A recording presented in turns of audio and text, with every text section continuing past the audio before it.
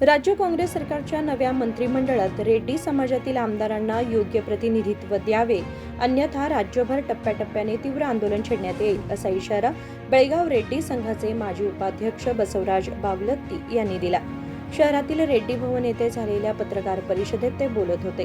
गेल्या 4-5 दशकांपासून काँग्रेस पक्षाचे निष्ठावंत कार्यकर्ते व नेते म्हणून काम करणाऱ्या रामलिंगड रेड्डी आणि एच के पाटील यांना मंत्रिमंडळात स्थान न देणे हे समाजावर झालेले गंभीर अन्याय असल्याचा आरोप त्यांनी केला.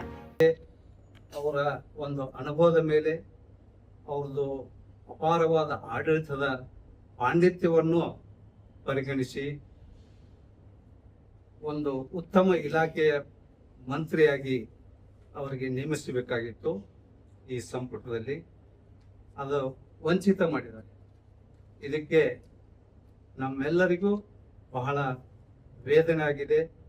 ಆ ವೇದನೆಯನ್ನು ನಾವು ನಿಮ್ಮ ಮುಖಾಂತರ ಮತ್ತು ಹೋರಾಟದ ಮುಖಾಂತರ ನಾವು ಇವತ್ತು ಕರ್ನಾಟಕದ ಮುಖ್ಯಮಂತ್ರಿಗಳಿಗೆ ಮತ್ತು ಕಾಂಗ್ರೆಸ್ ಪಕ್ಷದ ಹೈಕಮಾಂಡ್ಗೆ ವಿನಂತಿನೂ ಮಾಡಿಸ್ಕೊತೀವಿ, ಹೋರಾಟನೂ ಮಾಡ್ತೀವಿ. ಇವತ್ತಿನ ದಿವಸ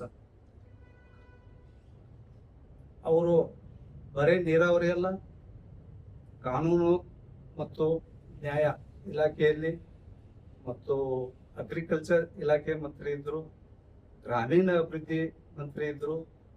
ಅವಾಗ ಕೂಡ ಪ್ರತಿಯೊಂದು ಹಳ್ಳಿಗೆ ಕುಡಿಯುವ ನೀರಿನ ಸಮಸ್ಯೆ, ಉತ್ಕೃಷ್ಟವಾದ ನೀರನ್ನು ಜನರಿಗೆ ತಲುಪಲಿ ಅಂತ ಹೇಳಿ ಪ್ರತಿ ಹಳ್ಳಿಯೂ ಕೂಡ ಶುದ್ಧವಾದ ನೀರಿನ ಘಟಕವನ್ನು ಮಾಡಿ ಜನರಿಗೆ ಒಳ್ಳೆಯ ನೀರು ಸಿಗುವಂತ ಮಾಡಿದ್ದು ವಿಶೇಷ ಪ್ರಯತ್ನ, ಮರೆಯಲಾರದಂತ ವಿಷಯ.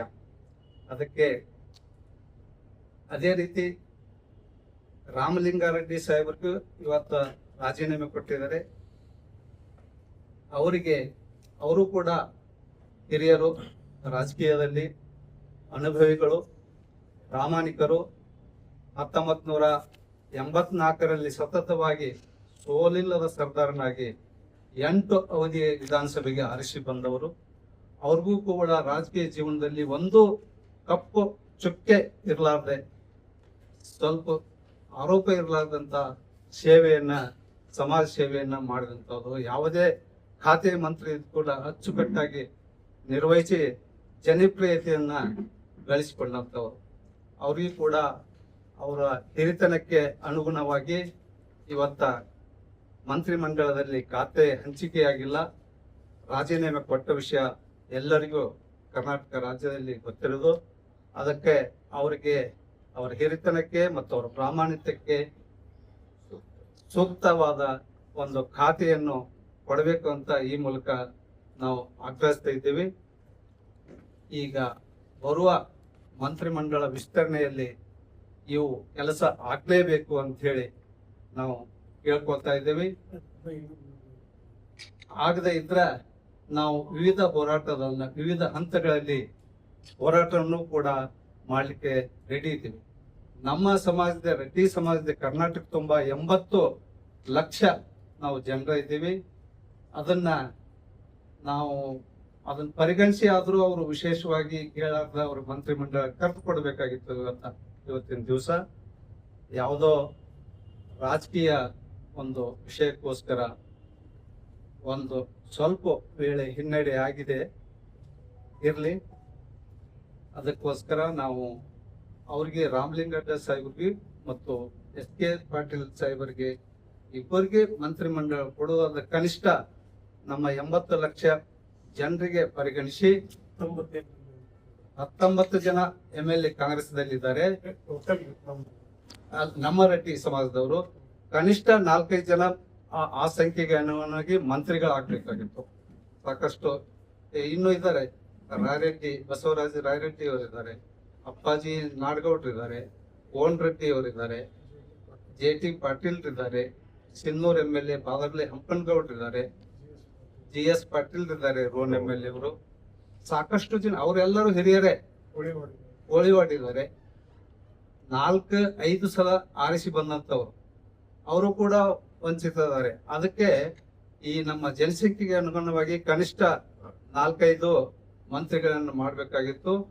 ಅದಕ್ಕೆ ನಮ್ಮಲ್ಲಿ ತೀವ್ರ ಆಕ್ರೋಶವಾಗಿದೆ. ಅದನ್ನ ತಾವು ಎಲ್ಲರೂ ಪರಿಗಣಿಸಿ ಈ ನಮ್ಮ ಅನ್ಯಾಯವನ್ನ ಸರಿಪಡಿಸಬೇಕು ಅಂತ ಹೇಳಿ ನಾವು ಮುಖ್ಯಮಂತ್ರಿಗಳಿಗೆ ಮತ್ತು ಹೈಕಮಾಂಡ್ಗೆ ಮತ್ತೊಮ್ಮೆ ಮನವಿ ಮಾಡ್ಕೋತೀವಿ. या पत्रकार परिषदेला रेड्डी संघाचे अध्यक्ष रामण्णा मुळ्ळूर, उपाध्यक्ष कांतू जालिबेरी, परमेश्वर मुळ्ळूर, प्रकाश ककरड्डी, मंजुनाथ पाटील तसेच बसवराज गणी आदी उपस्थित होते. राजशेखर हिरेमठ, KMM मराठी, बेळगाव.